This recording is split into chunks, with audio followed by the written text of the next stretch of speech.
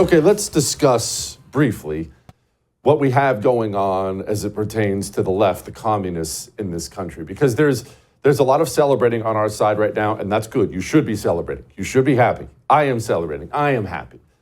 But we do need to keep something in mind. They haven't changed. And here's why they haven't changed. They haven't changed anything they believe. They haven't changed anything they think. And they haven't changed because for them, for the American communist, remember, it is a religion.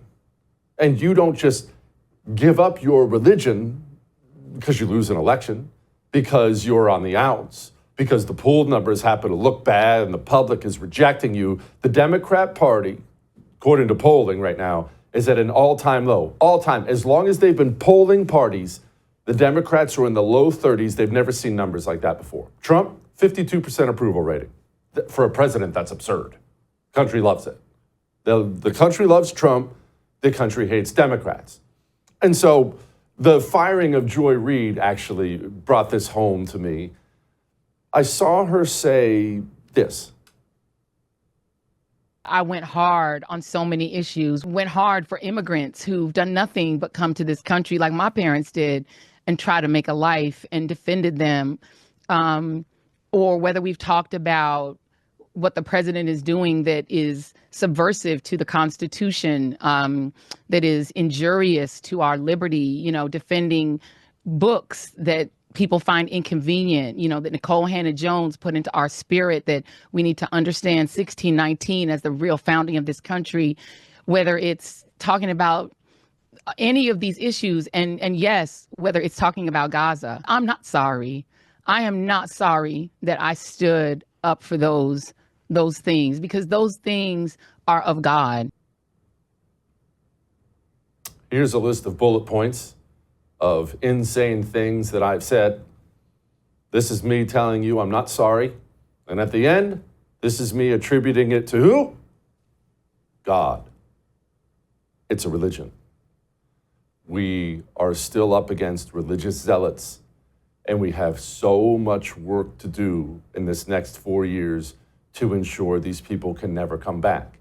And we're going to do a little midterm preview in a while, but I am curious what's going to happen during the midterms, because these people haven't learned anything about what the American people want, about the appetite the American people have for their insanity. I put something up the other day on social media, it was on Twitter. I was curious about this because I don't personally hang out with any Democrats.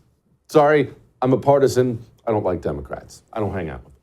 But I know a lot of people do. And a lot of people, maybe you're in a blue area, you can't avoid it. Maybe you're married to one, right? Maybe your mom is one. Maybe your kid is one. A lot of people are in that situation where they hang out with Democrats on some level. And the question I posed was this.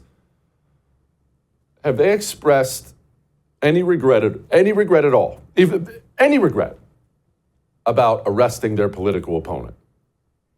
Just let's dwell on that for a moment. They arrested their political opponent, charged him with ridiculous felonies, just naked banana republic tyranny. And everyone across the globe, they still talk about what Democrats did to Donald Trump. It looked so bad. Raiding Mar-a-Lago, it's awful, it was evil. And everyone with eyes can see it. And I asked, does the Democrat in your life, have they ever said anything that expressed regret about that? None. I think one guy said one thing that, well, the Mar-a-Lago raid made us look bad. Beyond that, I think there were thousands of replies. Oh, my mom's one never said a thing. My mom's one never said a thing. They're still mad I didn't get vaccinated. Not an ounce of regret at all, because they haven't given up their religion. And I don't know that they can. Speaking of Joy Reid, actually, this is a perfect example here. Rachel Maddow works for MSNBC. She works for MSNBC. MSNBC is Rachel Maddow's employer.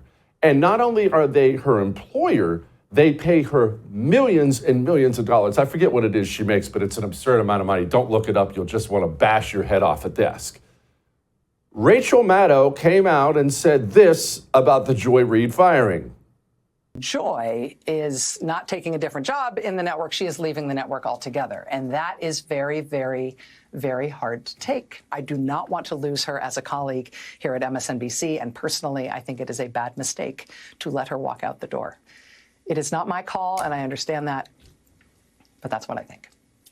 I will tell you, it is also unnerving to see that on a network where we've got count them, two non-white hosts in primetime, both of our non-white hosts in primetime are losing their shows, as is Katie Fang on the weekend. And that feels worse than bad, no matter who replaces them.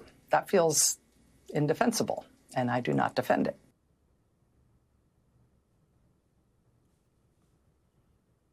Calling her employer, and not exactly in those words, but calling her employer a racist? on the network? It'd be like me showing up here every day and trashing the First. Oh, these dirtballs at the First. What? How could you be so brazen? How could you be so dumb? She's not dumb. She's a religious zealot. And no matter what happens at MSNBC, no matter how big the paychecks are, she's still a believer, you see. And it goes way beyond, because let's move off the media crap. Joy Reid and Rachel Maddow, who gives a crap about them? We have to remember, as the Trump administration tries as hard as they possibly can to clean out the communist filth from inside the government, we have to remember there are so many of these people who are still in extreme positions of power. I realize Brown is no longer chairman of the Joint Chiefs, but keep in mind, like 5 minutes ago, this guy was the top man in the United States military. I can't fix centuries of racism in our country, nor can I fix decades of discrimination that may have impacted members of our Air Force. I'm thinking about how I can make improvements, personally, professionally, and institutionally, so that all airmen, both today and tomorrow, appreciate the value of diversity and can serve in an environment where they can reach their full potential. I want the wisdom and knowledge to lead, participate in, and listen to necessary conversations on racism, diversity, and inclusion. These people are everywhere. Brown may be gone, but they're everywhere, and they are still working against us. They are not sorry. They're not looking at the poll numbers of Democrats and thinking they should make changes. Remember what Garrett O'Boyle, brave FBI whistleblower, remember what he came on the show and said yesterday about what's happening inside the FBI? Right out of the gates after he put that forward, 500 headed to Alabama, 1,000 heading out to the field, because they want to clear out the DC apparatchik. That absolutely is what needs to be done. It's a great place to start. But right away, I heard from someone who is in a position to know the details, said that these people are already trying to subvert that order. They said, oh, don't worry about it. We're going to do what we call paper transfers, and we're going to make it look like, yes, we're assigned in Alabama now or wherever else. But in reality, we're going to stay right here and continue our subversive Marxist ways. We have much work to do, is the point of all this. And we can't back off, and we have to actually be sterner than we've been so far, even after a month. And I've told you, I'm ecstatic. I'm thrilled. I really am.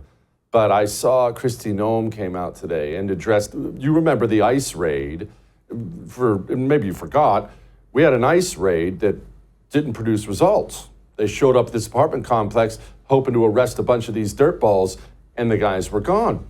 What happened? Turned out somebody leaked the ICE raid. Somebody inside of the federal government leaked the ICE raid so murderers and rapists could avoid arrest. And Kristi Noem came out today and said this. I have found some leakers. We are continuing to get more. They will be fired. There will be consequences. And remember, when they leak information to the press in order to blow an op, they are putting law enforcement lives in jeopardy. I'm using polygraphs to go after and to really interview these folks because we are a national security agency. I have that tool I can use. Also looking at their emails, looking at their communications. And it's amazing how these bureaucrats who have an agenda to stop the work that we're doing to bring safety to America, how they will sell each other down the river if it's just to protect themselves. So don't worry, I am doing everything to find these leakers and to get rid of them so that we can do our work and our law enforcement officers and agents can do it safely. Firing? Or firing them? Using your position of power inside of the United States government to put the lives of law enforcement agents, law enforcement guys in jeopardy, while also ensuring that rapists and murderers can continue to roam free and pillage this country like the animals they are. And the consequences of that are going to be firing? It's not good enough. It's not near enough. The religious zealot, he only understands fear and pain. We should be happy about what's going on right now. I am. But this is not near enough. It is time to start sending people to prison. All that may have made you uncomfortable, but I am right. I would thank you for coming to my YouTube channel, but I know how brilliant it is, and I know you love it here. So subscribe and watch. We're gonna start really ramping things up and putting some funny stuff, some interesting stuff out there, some collaborations. Either way, my YouTube channel is officially the place to be. So stick around.